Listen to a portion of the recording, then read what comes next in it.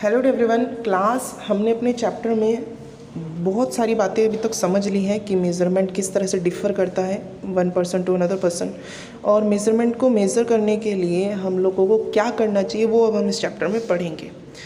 हम standard units की help से मेज़रमेंट को करेंगे क्योंकि standard units one person to person नहीं चेंज होती। In ancient time, the length of the foot, the width of the finger, and the distance of a step were commonly used as different unit of measurement. पुराने समय में जो length of foot थी, जो finger की चौड़ाई थी या जो डिस्टेंस था स्टेप्स का, वो डिफरेंट होता था।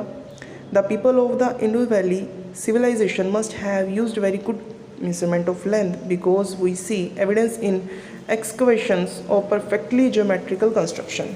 पर जो इंडस वैली की सिविलाइजेशन थी वहाँ पे जो हमने मेज़रमेंट देखा, उनका मेज़रमेंट बहुत सही था। क्यों? क्योंकि उनके मेज़रमेंट के अंदर ज्योमेट्रिकली मेथड से मेजरिंग किया जाता था।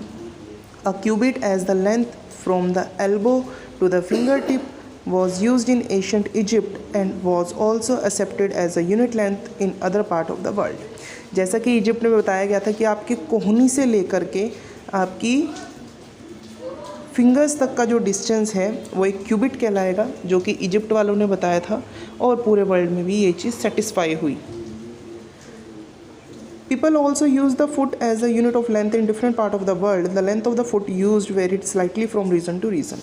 लोगों ने पैर का इस्तेमाल भी करना शुरू करा मेज़रमेंट करने के लिए, पर ये जो था ये एक जगह से दूसरी जगह में बदलता था क्योंकि सबके पैर अलग अलग होते थे। People measured a yard of cloth by the distance between the end of the outstretched arm and their chin.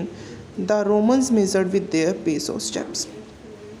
हर जगह पे जो कपड़े थे वो भी अलग अलग तरीके से मेज़र होते थे, जैसे अपनी बाजू से लेकर के अपनी ठोड़ी तक का मेज़रमेंट कर लिया, और रोमन्स के अंदर ये पेस या फिर स्टेप्स की हेल्प से मेज़र किया जाता था। तो मतलब पहले के टाइम में स्टैंडर्ड वैल्यू नहीं थी तो लोग अपने बॉडी पार्ट्स की हेल्प से मेज़रमेंट किया करते थे। इन ancient time small length measured used were an angle. In ancient India, small length measurement used were an angul or a muthi. Even today we can see flower seller using their forearms as a unit of length for garland in many towns of India. Many such body parts continue to be in use as a unit length when convenient. जैसा कि पुराने समय में लोग एक अंगुल या फिर एक मुट्ठी के हेल्प से मेज़रमेंट किया करते थे, तो जैसे जैसे ये समय के साथ साथ यूज़ हुआ वैसे वैसे हमारे बॉडी पार्ट्स जो हैं एक यूनिट ऑफ लेंथ बनने लग गए।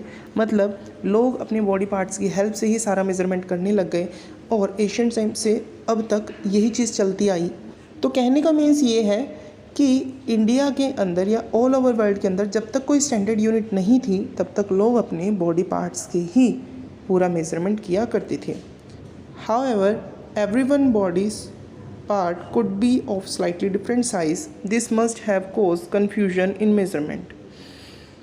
तो हम कह सकते हैं हर किसी का बॉडी पार्ट थोड़ा अलग साइज़ में होता है, जो कि मेज़रमेंट के अंदर कन्फ्यूजन पैदा करता है। In 1790 the French created a standard unit of measurement called the metric system.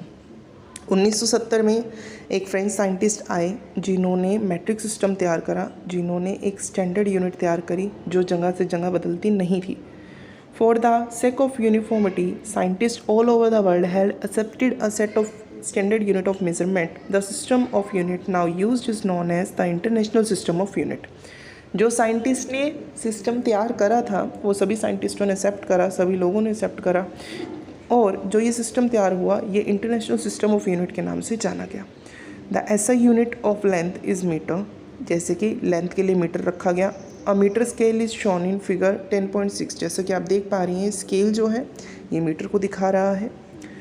Also shown is the 15 centimetre scale in your geometry box. जैसा कि आपकी ज्योमेट्री बॉक्स के अंदर भी 15 सेंटीमीटर का एक स्केल है। Each metre is divided into 100 equal divisions called centimetre.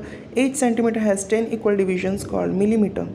जैसे कि 1 मीटर में 100 सेंटीमीटर बताए गए, 1 सेंटीमीटर में 10 मिलीमीटर बताए गए। तो इस तरीके से एक स्टैंडर्ड यूनिट तैयार करी गई जिसके अंदर आपको एक सटीक मेज़रमेंट दिखाया गया। For measuring large distance metre is not a convenient unit. We defined a large unit of length, it is called kilometre. अब बहुत लंबे डिस्टेंस के लिए मीटर जो था वो सफिशेंट नहीं था, तो हमें एक बड़ी यूनिट तैयार करनी थी, जिसके लिए हमने किलोमीटर तैयार करा। 1 kilometer is equal to 1000 meter. Now we can repeat all our measurement activities using a standard scale and measure it in SI unit. Before we do that, we do need to know the correct way of measuring length and distance. इसके बाद में अब हमारे पास में एक नया तरीका आ गया था मेज़रमेंट करने का, जिससे हम सबको एक सटीक मेज़रमेंट मिल पा रही थी, एक करेक्ट मेज़रमेंट मिल पा रही थी जो सब जगह सेम थी।